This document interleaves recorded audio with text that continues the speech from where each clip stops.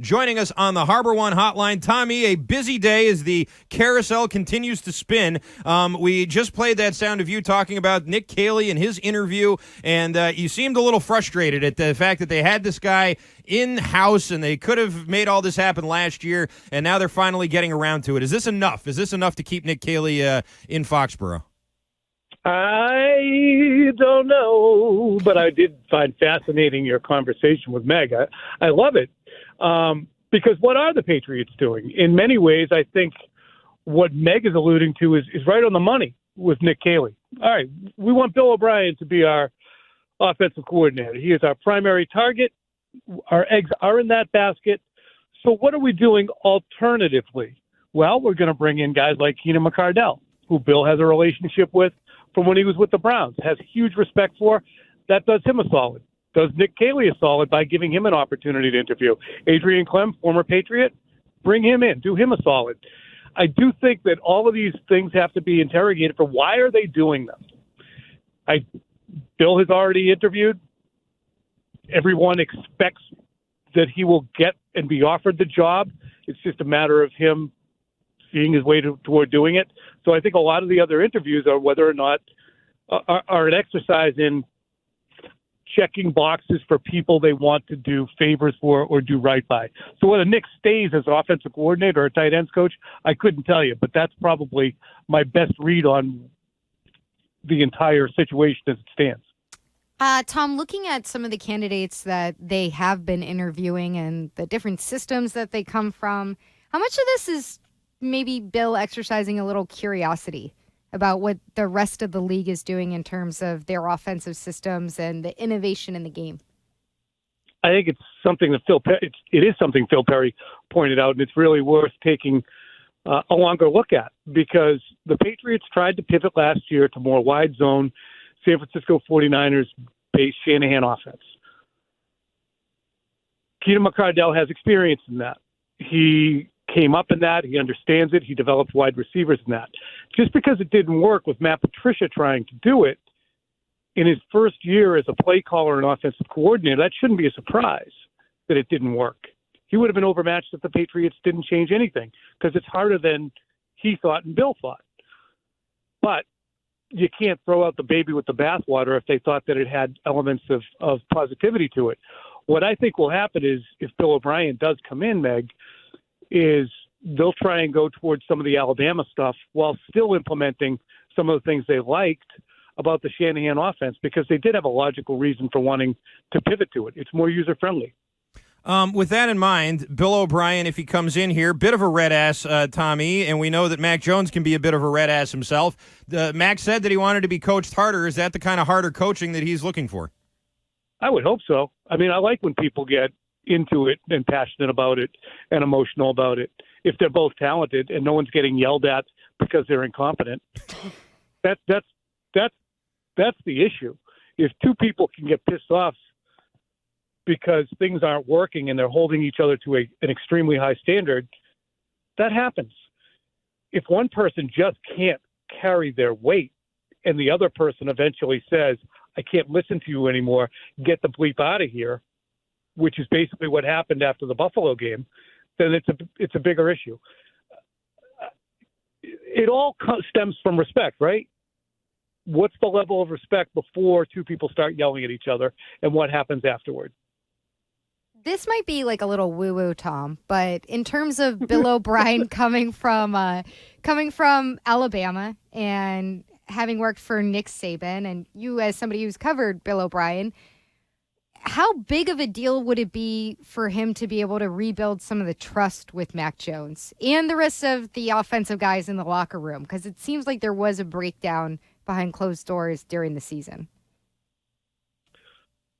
It would be, look, and that's the reason when we talk about McCardell or Sean Jefferson or Nick Caley or Adrian Clem, they're nice. And you're exactly right, Meg. It's good to have the intel on these individuals. But there's no comparison between what we're talking about with Bill O'Brien and these other individuals in terms of experience and acumen. He's been the architect of possibly the most difficult coaching situation anybody got plummeted into in the last 15 years when he went into Penn State in 2012. He's also been an outstanding architect of offenses. Say what you will about how things went in Houston. They had a lot of wins with Brian Hoyer playing quarterback down there and Bill O'Brien as the offensive architect. So to me, what was the initial question? Oh, about rebuilding the trust with Mac and the other guys. Because I don't know, door. Tom, did you see the poem that Mac posted? He posted the if poem. I could have pretended that I didn't know what the question was, but right. I wanted to be honest. There you go. Yeah, the trust is there when he walks in the door. Okay, now we have an adult. Thank God. Here we go. Looking at some of the movement that happened today, Greg Roman out in Baltimore, Tommy, is that a name that excites you? I mean, clearly he had a big hand in unlocking Lamar Jackson and building that offense around him. Is that it's an out of the box candidate to be sure? But what do you make of that movement over there? It's a huge amount of experience too, and he was with the Buffalo Bills for an extended period, right. So Bill Belichick will be comfortable with knowing how he prepares an offense. Certainly put that log on the fire as well for somebody the Patriots could have interest in. It is fascinating, too, when you look at the openings around the league and not just offensive coordinator and wonder if they could be enticing for, Bill O'Brien, whether it be the Chargers or Carolina or where. But there's also head coaching jobs. So that's why I think the Patriots are trying to work on a quick timetable here. From my understanding, conversations I had last week were the idea and the aim was to have it done quickly. So I'm watching that too as this week comes to a close and how many interviews they're doing. Are they trying to get it done quickly so that they can make sure that Bill O'Brien's off the market as other jobs open up and other phones start to ring? I don't know if you'd have interest in Baltimore or not with the uncertainty with Lamar, but you got to sew up your guy. Tommy, what's taking so long with Jerod Meyo, speaking of sewing up your guy? Don't know. Haven't heard. Don't think it's worth sweating, though. No? No. Why not? I'm sweating a little bit. I mean, they made a big announcement. He canceled all his appointments, and now it seems like it's dragging. What, I think you're hardwired to sweat. Probably. The sweaty guy. You can get Botox injections for that. Is that right? So yeah, you can get a prescription. I don't know what kind of announcement will come down. If he's canceling interviews and they're saying that they're going to work to extend them, I just don't know if there's an announcement that comes down that says he's staying. It's almost assumed, I would imagine, in many ways. What all that did, in my estimation, Christian, was to say, we're not going to continue to have a brain drain here. We're not going to continue to have valued individuals not understand that we want to give the rest of the league a hands-off impression. So those two things were important, but still, I don't know if they'll veer and say, and they may well do that. They may veer and say, Jerod Meyo is now our assistant head coach, defensive coordinator. Jerod can't wait to work with Steve and DeMarcus Covington and Brian Belichick, and this will be great. But I think the bigger tumbler to fall into place is Jerod knowing that he'll have an opportunity to realize a head coaching aspiration here in New England. Tom, what do you think the Patriots are going to do with Jakobi Meyers? I know free agency is off a couple months, but everybody's talking about DeAndre Hopkins around here, and that's maybe tied a little bit to Bill O'Brien. Great fit with O'Brien, I'd say, yeah. Well, exactly. And you wrote about this a couple of months ago, and we can look at these individual decisions in free agency as if they're in a vacuum, but they're not. They extend everywhere.